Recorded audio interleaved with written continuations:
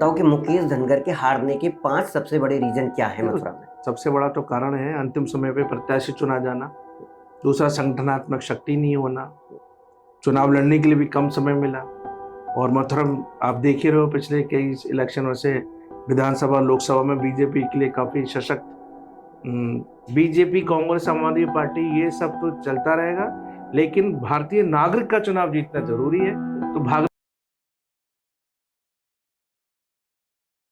नमस्कार, मैं विकास गोस्वामी आपको बता दूं कि मथुरा की हैट्रिक होने जा रही है। मथुरा में तीसरी बार हेमा मालिनी सांसद बनने जा रही हैं। और पूरे चुनाव की बात करें, लोकसभा के चुनाव की बात करें, इंडिया गठबंधन और एनडीए की बात करें, तो मुझे लग रहा है कि मोदी जी की भी हैट्रिक इधर होने वाली है। लेकिन शाम तक पता चलेगा कि सरकार किसकी बनेगी। लेकिन हम बात करेंगे एक मथुरा की हॉट सीट के लिए, जहां से हेमा मालिनी तीसरी बार सांसद बनने जा रही हैं। सर, मैं ये जानना चाह रहा हूं, आपका इंडिया गठबंधन का जो कैंडिडेट था मुकेश धनगर, तो समाजवादी पार्टी आपके साथ में थी, आम आदमी पार्टी आपके साथ में थी, कांग्रेस आपके साथ में थी, कांग्रेस का प्रतिनिधित्व मुकेश धनगर, लेकिन क्या कारण रहे कि मुकेश धनगर पीछे रह गए? जानते हैं कि हमारे गठबंधन में फरवरी के दूसरे सप्ताह तक लोकदल भी शामिल थी। और यहाँ ये जो सीट है मथुरा की, जो लोकसभा की सीट है, वो लोकदल के खाते में थी। लोकदल को चुनाव लड़ना था। और लोकदल के पास के ही 2-3 लोग ऐसे थे जो, जिन्हें आप भी जानते हैं, जो लोकसभा की तैयारी कर रहे थे। अब अचानक जयंत चौधरी जी बीजेपी के साथ चले गए, तो ये सीट कांग्रेस को मिल गई। और ये स्पष्ट है, इसमें कुछ छुपाने वाली बात नहीं है। हम चारों पार्टियों में सबसे ज्यादा जो संगठनात्मक शक्ति थी वो लोकदल में ही थी। गांव गांव तक उनका संगठन था। उसकी तुलना में कांग्रेस की जो संगठन है, या आम आदमी पार्टी या सपा का जो संगठन है, कमोबेश दुर्भाग्य से शहरों तक ही है। ग्रामीण इलाकों में अभी हमारा उतना विस्तार नहीं है। तो इस कारण से भी, दूसरा, विजेंद्र सिंह जी को यहाँ से टिकट फाइनल हुई थी कांग्रेस से। नॉमिनेशन के एक दिन पहले वो बीजेपी में चले गए। अचानक फिर मुकेश धनगर जी को प्रत्याशी बनाया गया। 12-14 दिन में अपनी सारी बातें, बिना किसी तैयारी के, संगठन की भी स्थिति उतनी मजबूत नहीं है। बहुत बड़ा चुनाव होता है लोकसभा का, 1000 से अधिक तो गांव थे, करीब करीब 17.5-18 लाख वोटर हैं। मतदाताओं तक, 18 लाख मतदाताओं को अपनी बात पहुंचाना कोई आसान काम नहीं है। तो स्पष्ट है कि क्योंकि समय नहीं मिला, पार्टी को भी नहीं मिला कांग्रेस के लिए, और प्रत्याशी को तो बिल्कुल ही नहीं मिला। ये स्थिति आपके साथ ही में नहीं है, ये स्थिति सुरेश सिंह जी के साथ में भी है, ये स्थिति हेमा मालिनी जी के साथ में है। 18 लाख लोगों तक पहुंचना ना तो हेमा मालिनी पहुंची थी। देखिए, बीजेपी से तो तुलना नहीं की जा सकती। वो तो 1 साल से चुनाव की तैयारी कर रहे थे। अच्छा। और उनकी चुनाव की तैयारी तो राष्ट्रीय स्तर पर होती है। उनका चुनाव तो मीडिया लड़ रही है। अच्छा। उनका चुनाव तो असली में अडानी अंबानी लड़ रहे हैं। अच्छा। तो उसकी तुलना में कांग्रेस के पास साधन, या गठबंधन के पास साधन की कमी है। संगठन भी उतना मजबूत नहीं है।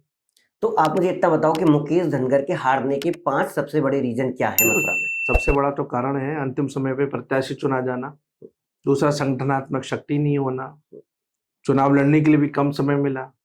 और मथुरा आप देख ही रहे हो, पिछले कई इलेक्शनों से विधानसभा लोकसभा में बीजेपी के लिए काफी सशक्त, एक गढ़ रहा है। दूसरा, यहाँ दूसरे नंबर पे लोकदल रहा है, लोकसभा में भी, और 5 में से 3 विधानसभा में भी। उसके ऊपर संगठन बहुत निर्भर कर रहा था मथुरा में। तो स्पष्ट है ये, उनका अचानक गठबंधन से दूर चले जाना, ये सारे कारण है जिसके कारण से। ठीक, मैं आपको बता दूं कि आप मुझे इतना बताओ कि क्या लगता है कि आपको कि एनडीए वर्सेस इंडिया की बात करें तो शाम तक क्या रुझान हो सकता है? क्या इंडिया गठबंधन की सरकार बन सकती है? जैसे ही उत्तर प्रदेश में देखा जा रहा है कि अखिलेश यादव की स्थिति सुधरती हुई नजर आ रही है, तो क्या लगता है आपको? देखिए, अभी तक का जो ट्रेंड हम पिछले कुछ चुनाव में देखते आए हैं, अब ऑलमोस्ट सेटल हो जाता है। 5% प्लस माइनस होगा, कुछ सीटें इधर उधर होंगी, बाकी ट्रेंड यही होगा। लेकिन बीजेपी स्वयं में बहुमत से दूर है। वो भी उसके 243 सीटों पर उसके प्रत्याशी आगे चल रहे हैं। एनडीए 297 पे आगे चल रही है इस समय भी। अच्छा, बीजेपी स्वयं 243 से आ रही है। बीजेपी 243 है कि 297 है? 243, बीजेपी 243, एनडीए 297 पर। अच्छा। और ये मेरा मानना है कि जो उनके सहयोगी ये भी है, हाँ। वो उनसे खुश नहीं है। अच्छा। हो सकता है शाम तक आपको कोई आश्चर्यजनक समीकरण बनते हुए नजर आ जाए।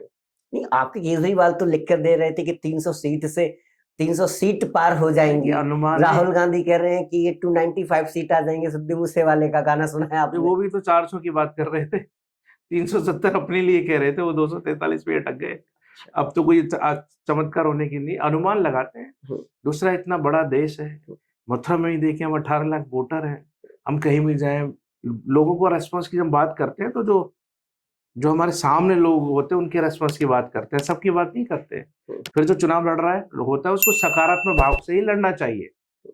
वो पहले ही सोच ले कि मेरा कुछ होना जाना नहीं है, या मैं हारने वाला हूँ, या मैं जीतूंगा नहीं, तो उससे अच्छा है वो घर बैठे लड़े ही ना। तो सकारात्मक भाव से चुनाव लड़ना चाहिए, हर किसी को अपनी बात ज्यादा से ज्यादा लोगों तक पहुंचानी चाहिए। दूसरा, लोगों से जुड़े हुए सकारात्मक मुद्दों को ही चुनाव में उठाना चाहिए, जिससे जीते हारे कोई भी, जनता का चुनाव जीतना जरूरी है।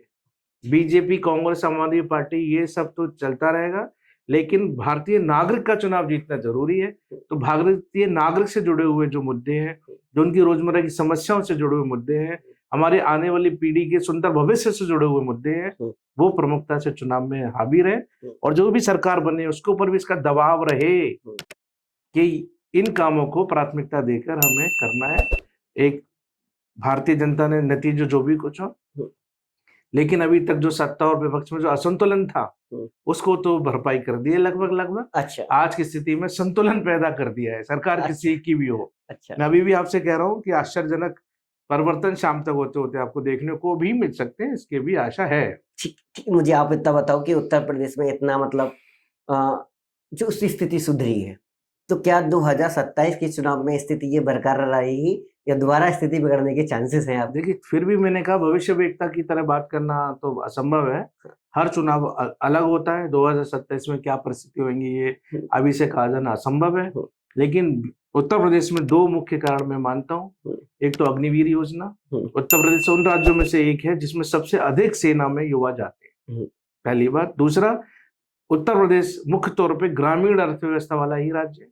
यहाँ के कम से कम 80-85% नागरिक हैं वो गाँव में रहते हैं। कृषि कानून और कृषि व्यापार को लेके बीजेपी की जो नकारात्मक नीतियां रही हैं, उसके कारण गांव की अर्थव्यवस्था पर जो नकारात्मक प्रभाव आया है, उसके कारण ये दो मुख्य मुद्दे, जिसके कारण बीजेपी को एक तरीके से रिजेक्ट ही किया है उत्तर प्रदेश में। ठीक, तो आप मुझे बताओ कि शाम तक आपको सरकार बनती हुई दिखाई दे रही है या फिर रुकती हुई दिखाई दे रही है?